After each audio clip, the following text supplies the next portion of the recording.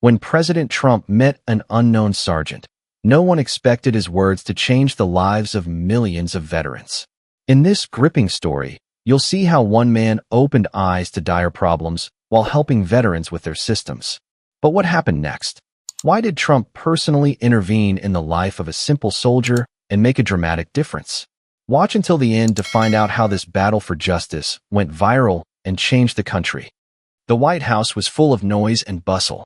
The fawning smiles, the sophisticated suits, the glitz of the cameras.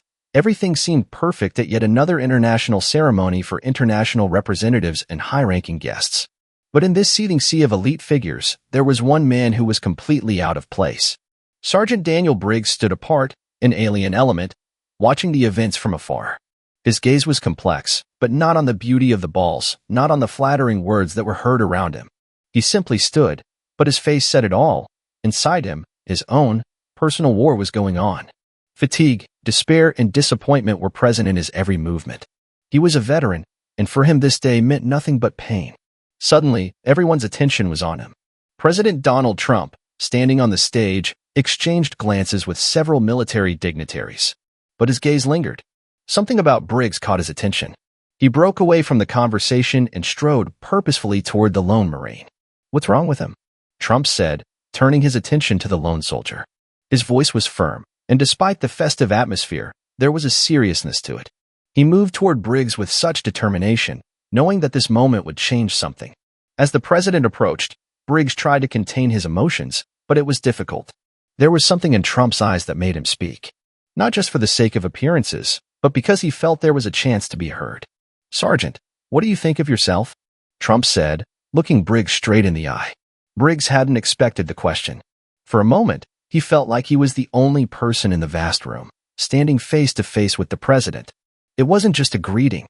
It was genuine attention. And it stung. "There's not much to talk about," Briggs said with difficulty. His voice shook, but not from fear. It was the overcoming of everything he had been through. "Veterans in my situation, we're all like the forgotten ones. We served, and now we're just left behind." Those words seemed to unleash the horror that every veteran in the country had faced. Trump, not expecting such frankness, continues the conversation, moving even closer. His boss has become the boss. "I want to understand what exactly is going on. Tell me what is bothering you." Briggs saw the president's gaze change. There was no greater irony or distance in such events. There was only a genuine desire to know the truth. It was not what he had expected. But more importantly, Trump seemed to be listening. "It's not just about money. It's about life," Briggs continued, feeling the words escaping him. With his son suffering from a serious illness, the help he was supposed to get from the VA never arrived. "I'm fighting for my child. The system just doesn't work. The bureaucracy, the detention. We're left alone with our problems." Trump didn't interrupt. He listened, hanging on every word. The silence was almost deafening, but it was in this silence that Briggs felt his story mattered. All those years of feeling invisible suddenly mattered. "I don't know how this system has worked for so long," Trump said, his voice thick with not just sympathy but anger. "I promise you it will happen immediately. Veterans cannot be abandoned. Not like this." Those words shook Briggs. He didn't know what would happen next, but he knew for sure the president was going to care.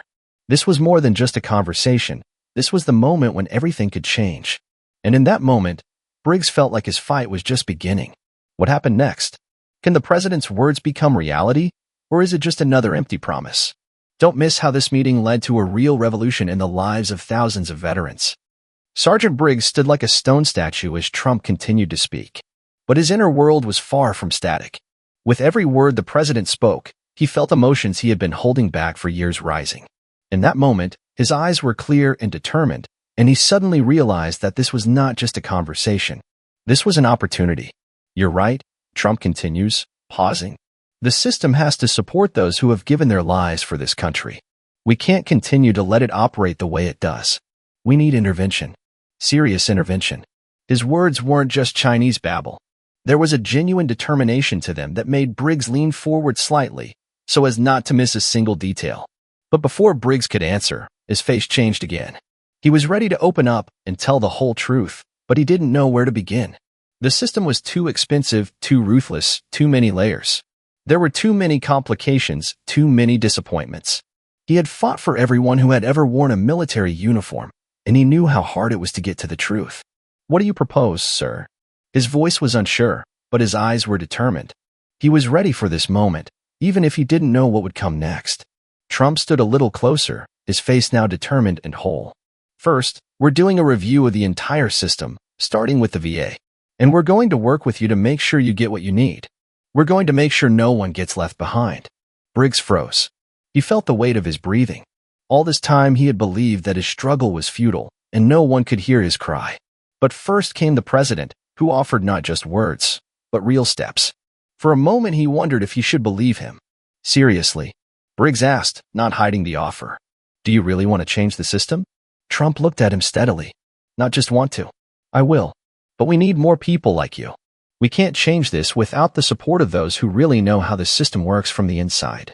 He paused and continued in a voice that said, "You, more than anyone, understand how important this fight is. And it's not just your guy. It's all of us." The president's words echoed in Briggs. He knew this wasn't just a check-in meeting, not just another formal conversation. This was a moment when the president promised to change a system that had ruined the lives of thousands of veterans for so long. "We'll do this," Briggs said, his voice hardening. He knew now that he was not alone in the region. This was the crucial moment. The veterans could count on something more than silence and bureaucracy. But at this point, questions are running through his head again. Can Trump really break the system, or is this just a political gesture? And even if he does act, what will stop those in the shadows from destroying the whole effort? Is everyone really ready for change? The press has already started discussing it, and Trump is promising a revolution. But what will happen next?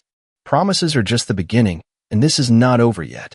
Who is behind the system, and can it be defeated? Don't miss this meeting as it becomes the beginning of the real beginning. Evening. The White House was already engulfed in the din of celebration, and a few private conversations were going on in the prison. Sergeant Daniel Briggs, still not fully aware of what had happened, stood with his phone in his hand, staring at the blank screen. This was not just a casual promise from the president. This was a chance. But it was a chance that reminded him of the deep problems his famous people were facing. He shook his head, trying to come back to reality, where everything was complicated. But Trump's words came out of his mouth, giving him no reason to worry. He couldn't just forget them, couldn't let them go. A few minutes later, he was already sitting in the office, where he could openly tell everything that had accumulated over the years. He could no longer remain silent, could not afford to defend himself. Everyone in recent years now thought that it was a mistake. "This isn't just a financial problem," he began, his voice heavy. "This is a system. This is an industry that is squeezing us until we are no longer able to fight." He met Trump's gaze, and this was a man who had long known that there were things that should not be said. But he was willing to reveal the truth. A truth that was not just painful, it was dangerous. Trump listened attentively, but with each word his face grew more polite. As Briggs discussed his problems with the veterans of the DEA, his words grew more vivid and fraught with despair. "My son is sick," Briggs continued, his voice shaking, but he knew he had to speak. "And I can't get the help we've been promised everywhere in the system from people I trusted. Months of waiting, papers that get sent back. All the promises are like air." At that moment, Trump frowned. He realized that this wasn't just a one-size-fits-all story. It was a mosaic of thousands of similar cases. All those years of veterans hoping for the best, the system hadn't changed. And it was clear that many were simply losing faith. How could they deceive people like that? Trump said, his voice filled with anger. How could they leave veterans alone with this problem? He sounded as if he finally understood the problem. Briggs looked at him, but there was still doubt in his eyes. He had seen how frivolous politics promise and go. He was a veteran, and it was rare that he knew how hard it was to change. "I can't think it will be that simple," he said, his voice growing quieter. "All these years we've been listening to promises. But the system is too big. How do we change it?" Trump looked at him with determination. "I'm not going to stop at promises, Briggs. I'm going to make change. You and your story are the beginning of what needs to happen in this country. And I'm going to work with you to make sure that cry is heard." Briggs was still reeling from his meeting with Trump. He sat in his office, adrenaline still pumping through his veins. It was too big, too unexpected. He didn't know what to do. Questions swirled in his head. Could Trump deliver what he promised? Or was this just another game of words and empty gestures? He knew Trump was a man of his word, but this was a real fight. And would the president be ready for this war? At that moment, he heard a noise in the hallway, and the doors to his office opened. Trump walked in with a determined look, his face devoid of any doubt. Briggs knew immediately that this was no ordinary meeting. This was the moment of truth. "You promised change," Briggs said, looking the president in the eye. "But how do we start? Where do we start? I've been fighting alone, and frankly, I don't believe it's that simple." Trump slowed, but his eyes were shining. He came closer, his voice determined. "We're not going to sit back and watch the system continue to burn the bones of people's lives, Briggs. I know how you feel. But we're going to start with inspections. With changes of our own. We're not going to let this system continue to break lives." "Inspections?" Briggs asked, his eyes full of doubt. He knew that there was too much talk and not enough action. "Trump, are you serious? How many observations have there been over the years? How many officials have been replaced, and how many systems have still broken veterans?" Trump didn't back down. He stood right in front of Briggs, his face like stone. "I know you think this is all useless. But you forgot one thing. I have power. And I'm not going to abuse it. I'm going to use it to root out this corruption and bring justice to veterans." Trump paused, as if weighing each word. "We'll start by asking for an immediate review of all the entities that are responsible for helping veterans. I don't just want change, I demand it. I will not let this go unnoticed. I will personally oversee every step." His voice was firmer than ever. Briggs's eyes were a mixture of disbelief and hope. He was shocked. He knew that presidential promises could be easily forgotten, but in that moment he saw something different in Trump. Something real.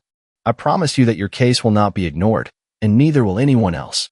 We will destroy this system, Briggs, and we will make veterans feel important to this country again," Trump said, not looking away from Briggs. And his voice sounded as if the words were not just a speech, but a promise he was willing to fight for to the end. Briggs felt his heart beat faster. This was not just a political statement. This was a real challenge to the system. A system that had been destroying lives for years, without a thought for those who had given it everything for the country. "This isn't over," Trump said, glancing toward the door. "This is just the beginning. You, me, and the thousands of other veterans who have joined this region. Together, we will not stop." But Briggs couldn't shake the feeling that the real test had only just begun. What if the system didn't give in so easily? And what if the true power of corruption was far greater than they thought? Could they change it? But can they beat the system? Briggs is starting to doubt that it will be that simple. Don't miss how the fight for reform leads to recommendations for power itself. Trump announced from the cabinet, leaving behind a promise of change. But for Briggs, the day was unbearably long. The president's words still echoed in his head. "We've torn the system apart, Briggs. We're making sure veterans don't abandon us anymore." But his heart was unsure. He'd heard promises like these too many times, been told this time would be different, only to end up with empty words again. Then his phone rang. It was a call he hadn't expected. Trump was on the other end of the line, and his voice was as determined as ever. "Daniel, I want you to know. Everything we discussed, you have to tell me right now. I'm not going to waste another second," Trump said with unexpected firmness. It wasn't just a promise. It was a demand. Briggs froze, feeling his pulse change. "So this isn't just talk?" he asked, trying to figure out where the hair was going. He was filled with disbelief. He was ready for it all to be a lie again.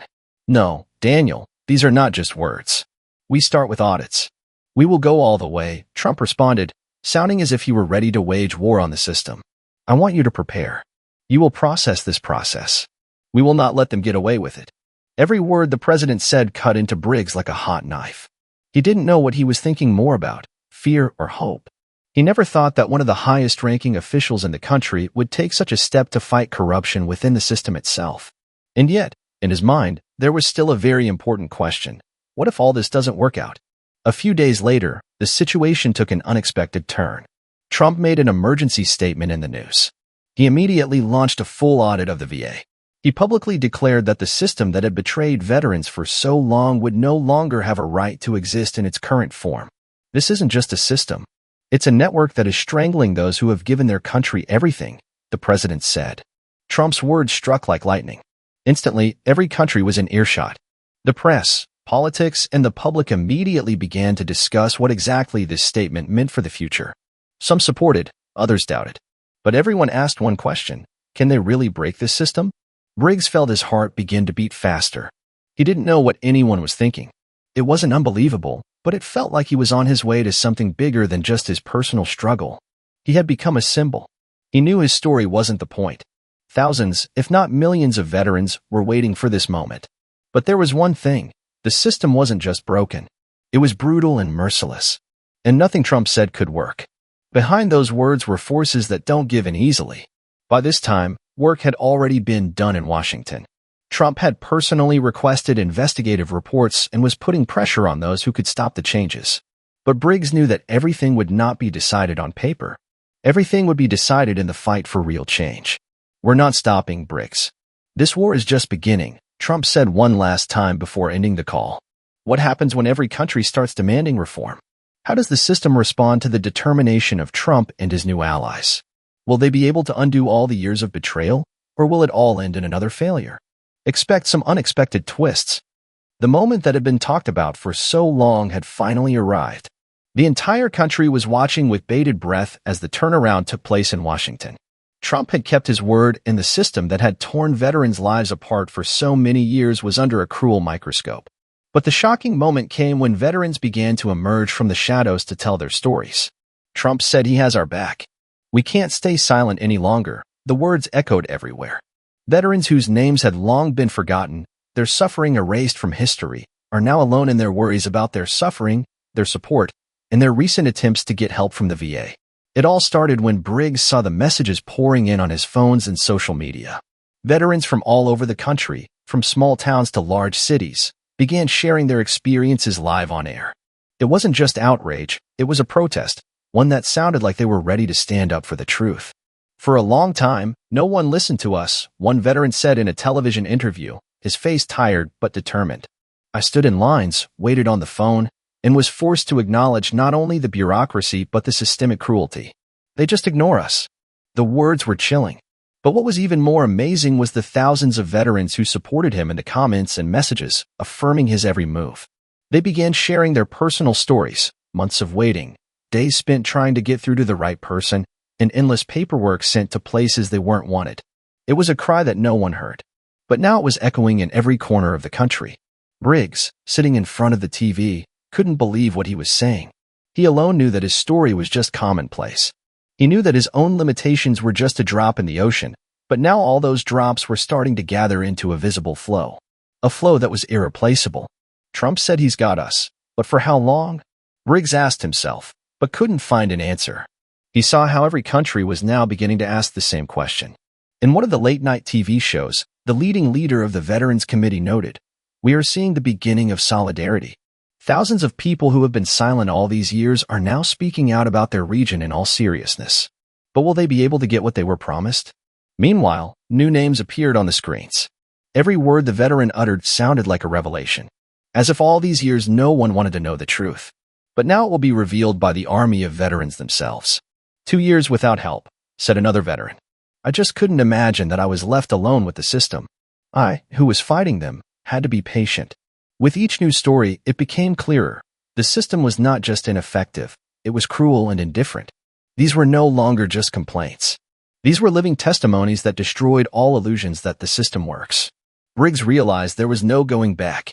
This fight was no longer his own. It was the entire battle, started by the country's veterans. And now they knew they were not alone. But there were more trials ahead. When a nation makes up its mind, there is always resistance. Can they really win? The system is starting to crumble, but hidden forces may stop the changes. Expect some unexpected twists and turns when the truth comes out. There was silence in Washington, but it was the silence before the storm. All the talk, all the heated debates in the media, the discussions on the streets and at home in the country only increased the tension. Every move Trump made was in plain sight, and no one knew what would happen next. And then the president made the move that shocked everyone. The Secretary of Veterans Affairs is out. The words echoed across the country like fire. Trump announced that he was firing the secretary, who he said had failed the board. Veterans who had long been disillusioned with the system finally saw their voices heard. But could it make a difference? Briggs sat in his office, staring at the screen, unable to think. He knew Trump had talked a lot about reforming the system, but this wasn't just a promise. This was a real step that could change everything. He did it, Briggs whispered, looking at the news. He fired him. This is serious. Before his words could fade into silence, the phone rang again. Trump's name appeared on the screen. Briggs picked it up, and the president's voice immediately came through on the other end. Daniel, I did it.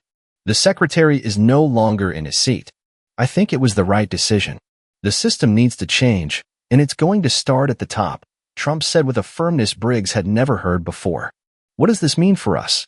Briggs asked, not holding his breath. He knew the minister's representative was just the beginning, but what next? Trump responded with determination. That means we will not only change individuals, but we will change the system. We will not stop until this is done. Now we move on, and all those who thought they could remain in the shadows will exist. Daniel, you will be with us. Trust me, we will see this through.